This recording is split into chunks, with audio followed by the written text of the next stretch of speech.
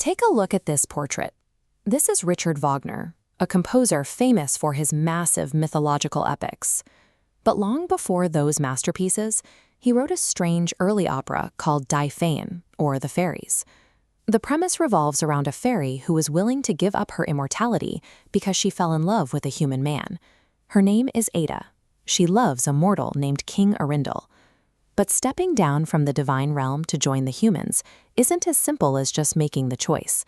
The Fairy King has imposed a mysterious, agonizing test that Ada must pass before she is allowed to live as a mortal. For 8 years, Arundel has lived alongside Ada in her magical kingdom, utterly oblivious to her true identity. He just knows he loves her, and he's abandoned his earthly kingdom to stay by her side. But Ada's scary peers, Farzana and Zemina, hate this arrangement. They want to keep Ada immortal and trapped within their own realm, so they actively plot to tear the two lovers apart. What unfolds is a trial that pushes the boundaries of a standard romance, turning it into a test of endurance. A flawed human is forced to navigate impossible psychological pressure to see if he is worthy of divine love.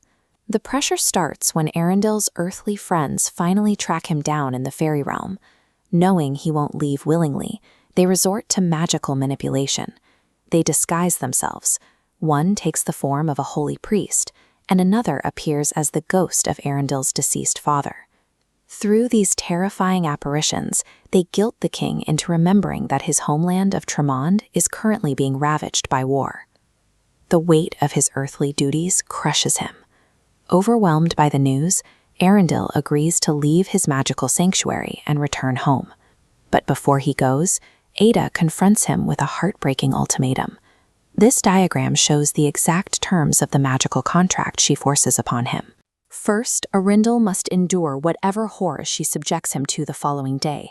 Second, no matter what happens, he must swear an absolute oath to never curse her name. This is the only way Ada can leave the immortal realm. By locking Arundel into this rigid promise, the impending physical war in his homeland takes a back seat. The real battlefield is now his own mind, setting up a high-stakes psychological showdown. Arundel steps back into his earthly kingdom and immediately faces the reality of his absence. His people are terrified, his armies are failing, and his homeland is crumbling under enemy siege. Right in the middle of this chaos, Ada suddenly appears, but she isn't there to offer comfort. She immediately launches into a campaign of severe psychological torture. She demands their 2 children. As Arundel watches in horror, the stone ground violently cracks apart to reveal a fiery chasm, and Ada throws the children straight into the abyss. Before he can process that loss, word arrives that his promised reinforcements have been slaughtered. Ada steps forward and coldly admits she orchestrated the attack, claiming she has allied with his enemies. Arundel's resolve shatters. He breaks his sacred oath, screaming at Ada and cursing her as an infamous, wicked sorceress. In an instant, the horrifying truth is revealed. The murders, the abyss, the betrayed armies, none of it was real. It was all a complex illusion engineered by the Fairy King to test whether Arundel's love could withstand ultimate despair. Arundel's children are safe and his kingdom is secure. But because he broke the contract, the consequences are disastrous for Ada. The broken oath condemns her to be transformed into solid stone for 100 years as punishment for pursuing her mortal desires. Arundel realizes his natural human instinct to protect his family and his earthly realm is exactly what cost him his love. The guilt of this realization instantly shatters his mind. Back in the earthly realm, Arundel's mortal friends assume control of the newly saved kingdom. Arundel himself is consumed by madness, wandering the halls, plagued by disjointed hallucinations of his lost wife. His only lifeline comes from Groma the magician. Speaking as a disembodied voice, Groma pierces through Arundel's delusions, guiding the king toward one final chance at redemption.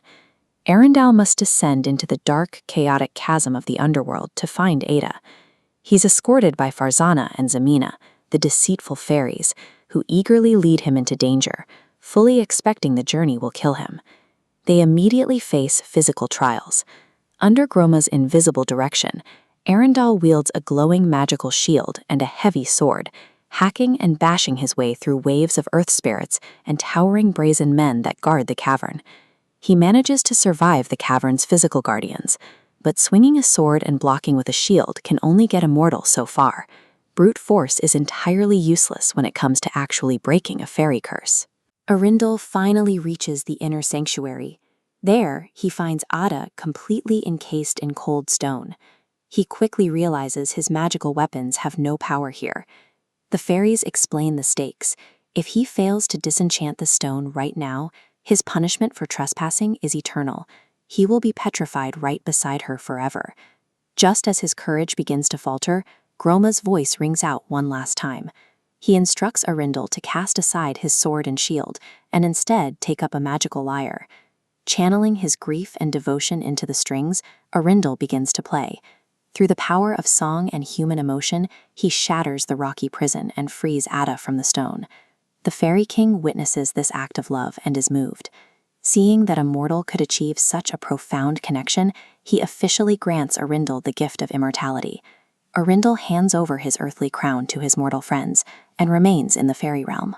In this story, the sword and shield only got him to the gate. It was the lyre, representing human creativity and emotional depth, that actually broke the curse and allowed him to leave his humanity behind.